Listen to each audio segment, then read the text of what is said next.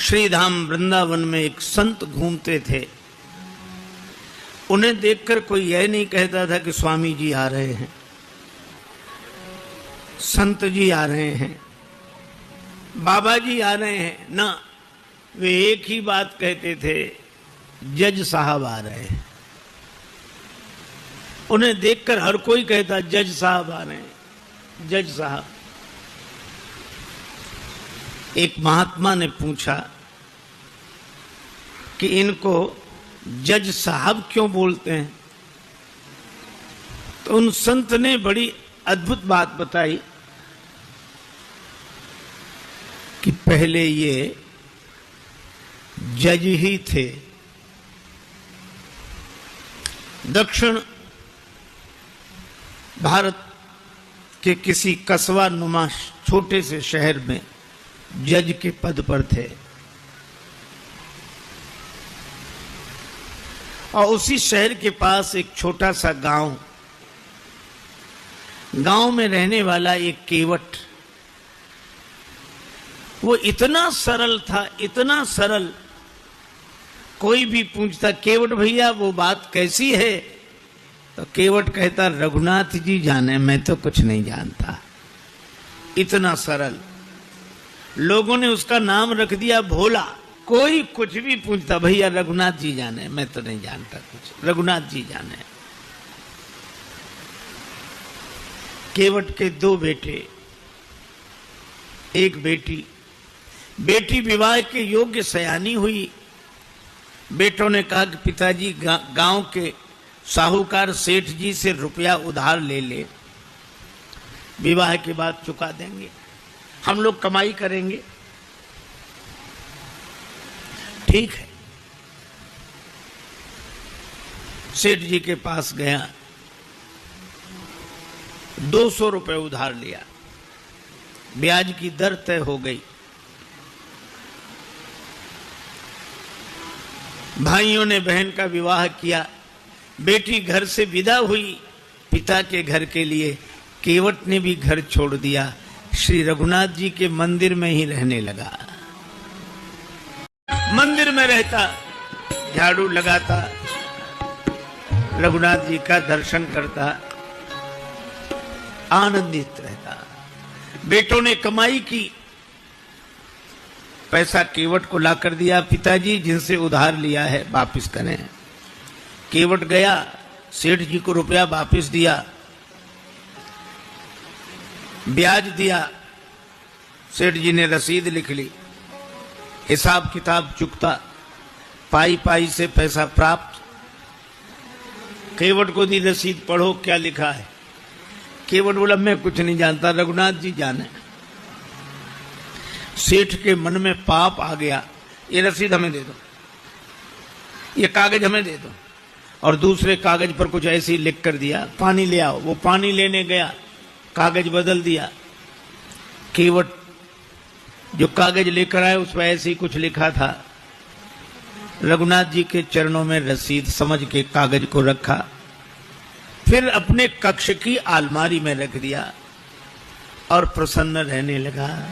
सिर पर सीताराम फिकर फिर क्या करना, सिर पर सीताराम फिकर फिर क्या करना, क्या करना, क्या करना, फिकर फिर क्या। इसी भाव में रहता। केवट ने भगवान के भरोसे सब छोड़ दिया था और सेठ जी ने केवट के विरुद्ध मुकदमा कर दिया और मुकदमा इन्हीं जज साहब की अदालत में आया। इन्हीं जज साहब की तारीख पर केवट उपस्थित हुआ। जज साहब ने कहा केवट तुमने सेठ जी से रुपया उधार लिया था? हाँ हुजूर, लिया था। दे दिया? हाँ दिया साहब। कोई प्रमाण है? ये रसीद। जज साहब ने देखा, बोले इससे तो सिद्ध नहीं होता कि तुम रुपया दे चुके हो। केवट रोने लगा, हुजूर माई बाप हम तो इसी को सब कुछ समझे थे। जज साहब को दया लगी, अच्छा रो मत, तुम ये बताओ जब तुमने सेठ जी को रुपया वापस दिया तब तुम्हारे और सेठ जी के बीच में कोई और था? केवट उसी सहजता में बोला कि हमारे और सेठ जी के बीच में उस समय सिवा रघुनाथ जी के कोई नहीं था। उसने लिया रघुनाथ जी का नाम। और जज साहब ने समझा रघुनाथ जी इनके गांव के रहने वाले कोई सज्जन होंगे। अच्छा तुम जाओ, अगली तारीख को आना। जज साहब ने अपने खर्चे से सम्मन जारी कर दिया रघुनाथ जी के नाम।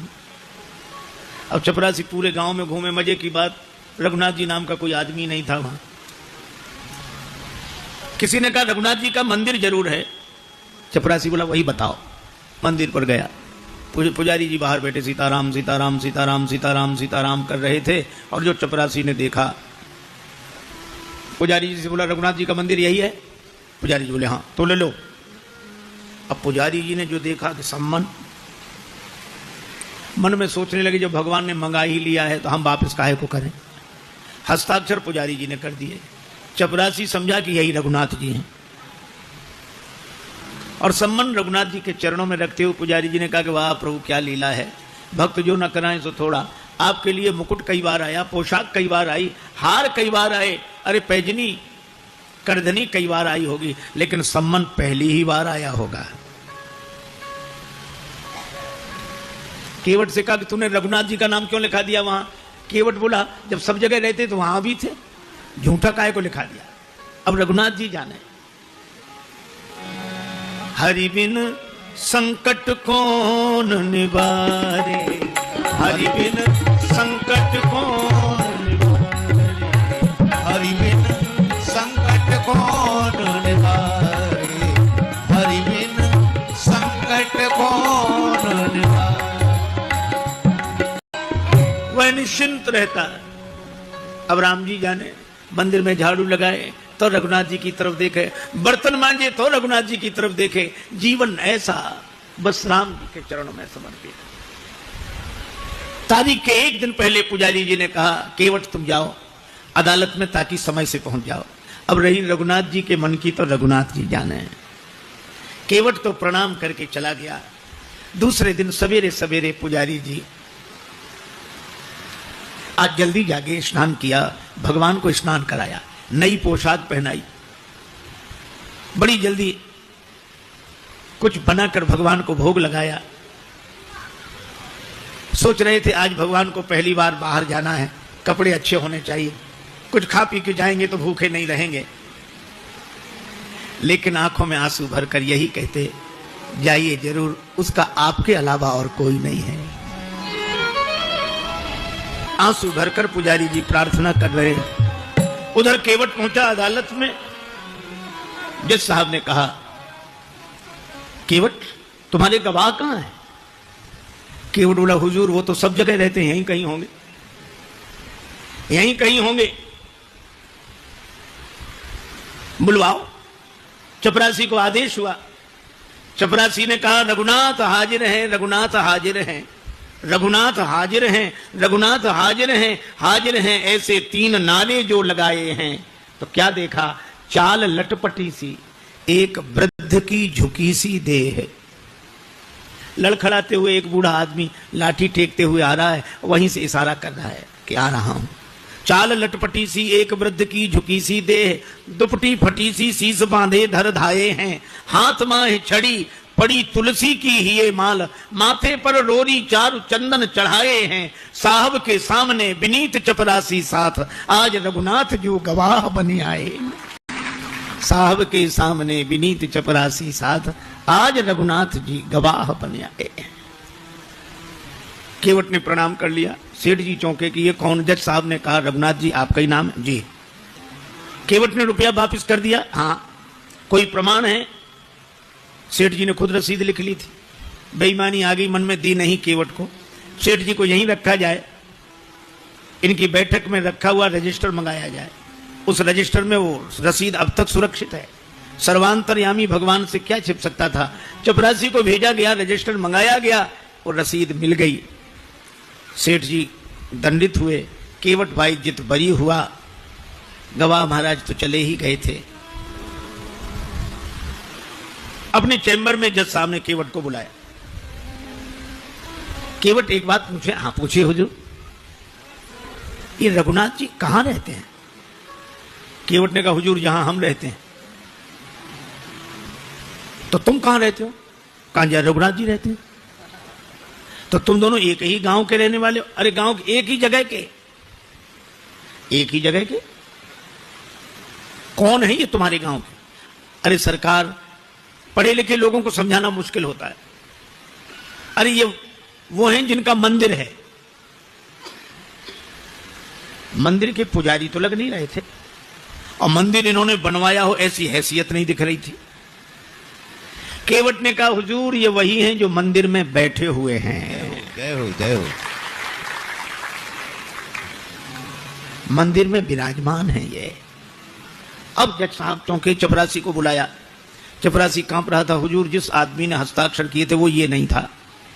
जब सारा रहस्य पता लगा तो जज साहब रोने लगे। रोते रोते बंगले पर गए। लोगों ने पूछा क्या बात है, रो क्यों रहे हो? तो उन्होंने यही कहा, शुक सारद नारद शेष गणेश, सुख सारद नारद शेष गणेश, के नहीं ध्यान में आते रहे, सोई आज विनीत अदालत में, केवटा के गवाह कहाते रहे। तो किसी ने कहा कि आप रोते क्यों हैं, खुश होना चाहिए। और गए तो दुख क्या, वे तो जाते ही। सुख धोखे दर्श दिए को भयो, दुख नाहिन जो तज जाते रहे। दुख तो केवल एक बात का है, बड़ी बेअदबी हो गई आज उनके विरुद्ध। कुर्सी पे बना,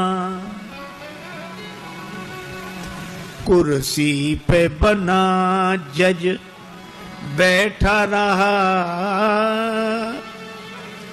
जगदीश खड़े समझाते रहे।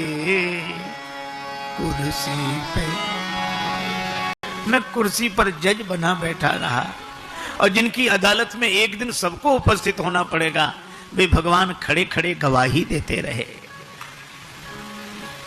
ऐसा भाव भरा रोते रहे।